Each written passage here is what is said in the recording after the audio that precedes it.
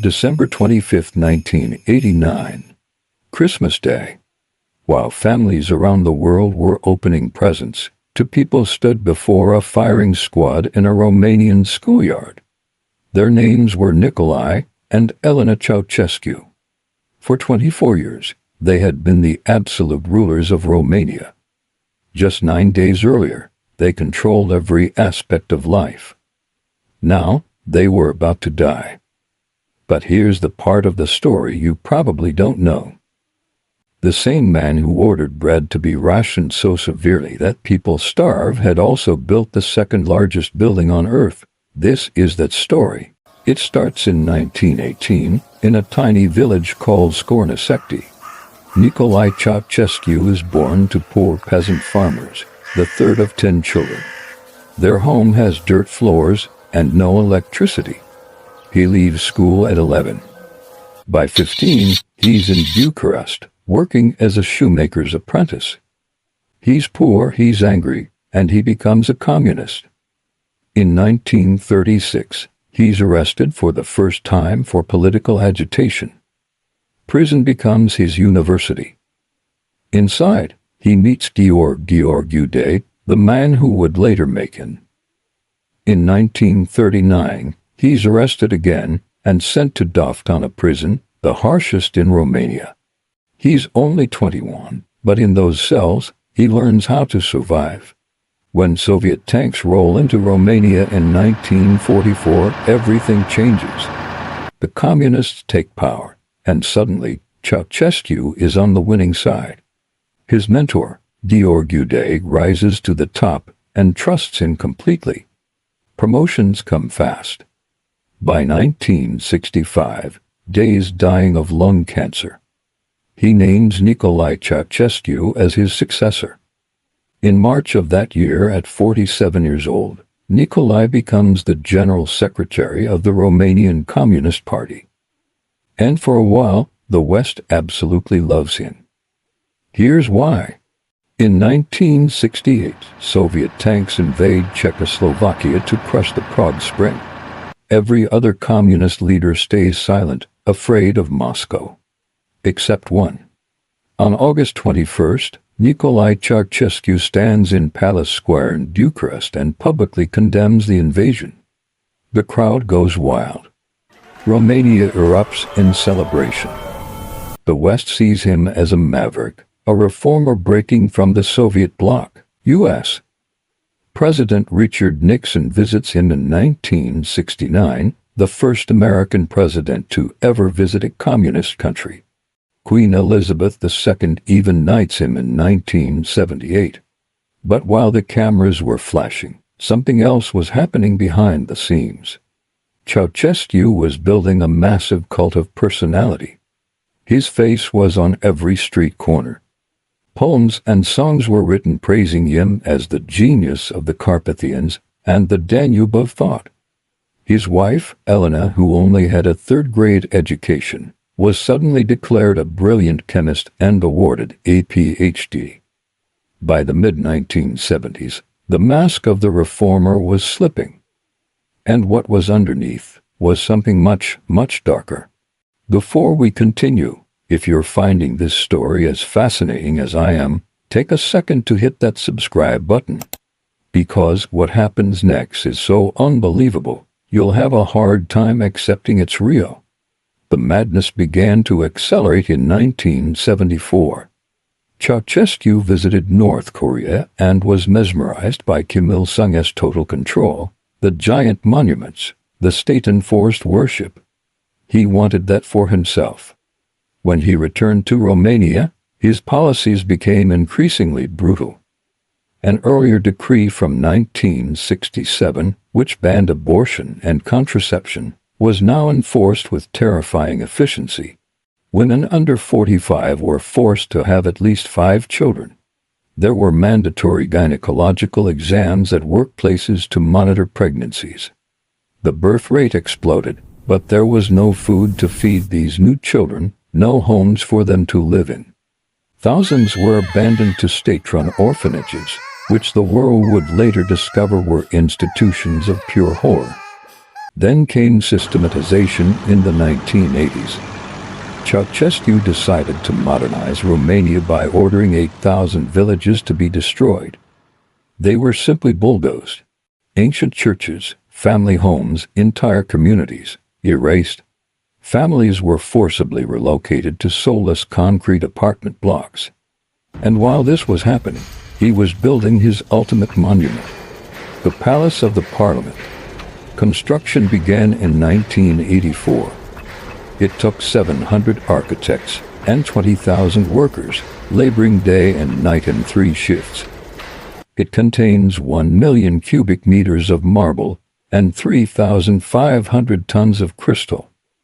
At 330,000 square meters, it's the second largest administrative building on the planet, second only to the Pentagon.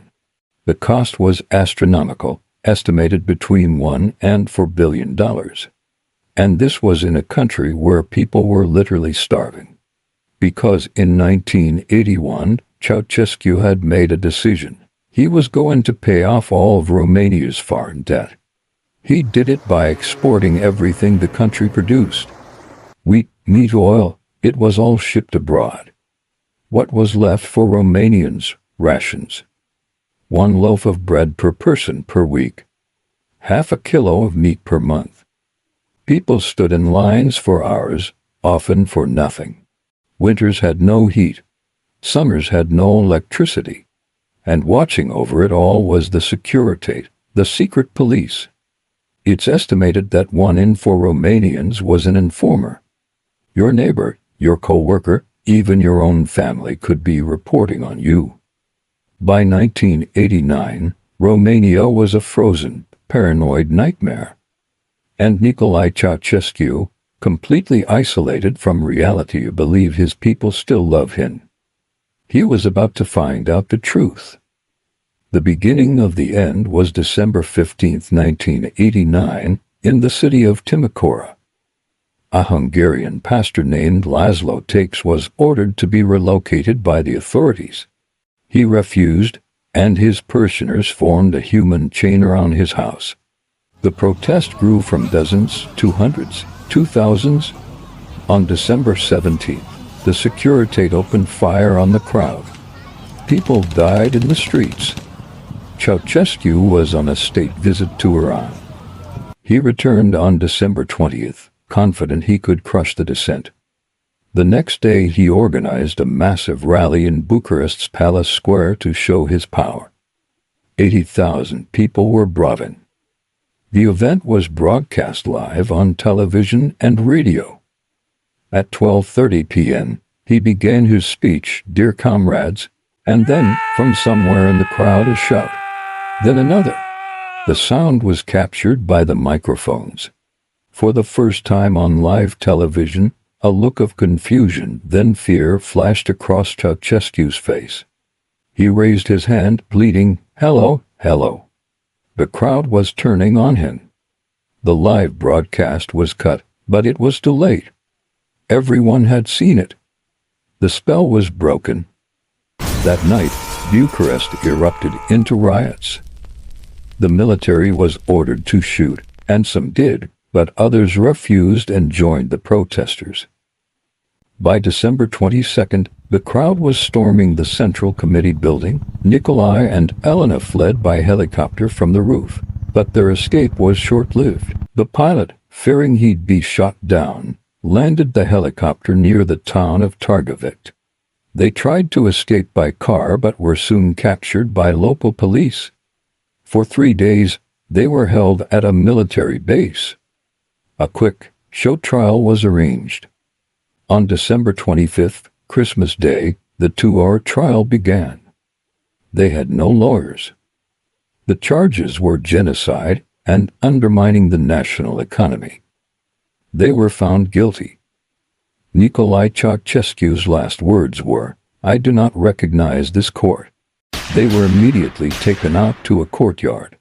At 4:30 p.m., a firing squad of 3 paratroopers opened fire.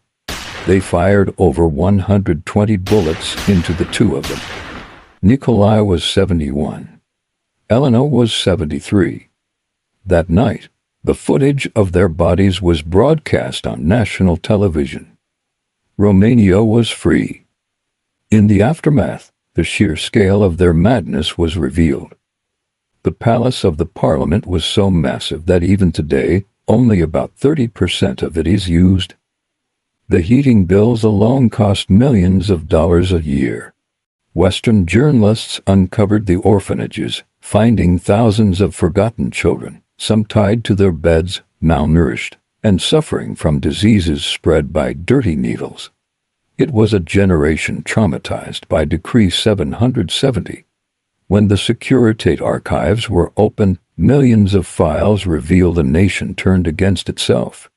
Neighbors discovered who had informed on them. Families were torn apart. The trust was gone.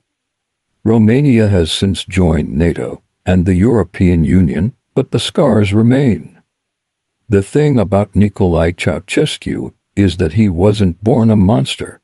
He was a poor boy from a small village who was dealt a bad hand. He rose to unimaginable power, and that power corrupted him absolutely. He built palaces while children starved. He demanded worship while his people froze. He truly believed he was a genius, and he died thinking he had done nothing wrong. The same man who once bravely condemned a Soviet invasion became the very tyrant he claimed to oppose. On that Christmas day in 1989, it took 120 bullets to end their reign. But it leaves a lingering question. Who really gave the order for that lightning-fast trial and execution? Who decided they had to die that day, and what secrets died with them in that courtyard? Some say there are files that are still sealed, answers we may never get. But that's a story for another time. If this story shocked you, watch the video on your screen next. Thanks for watching.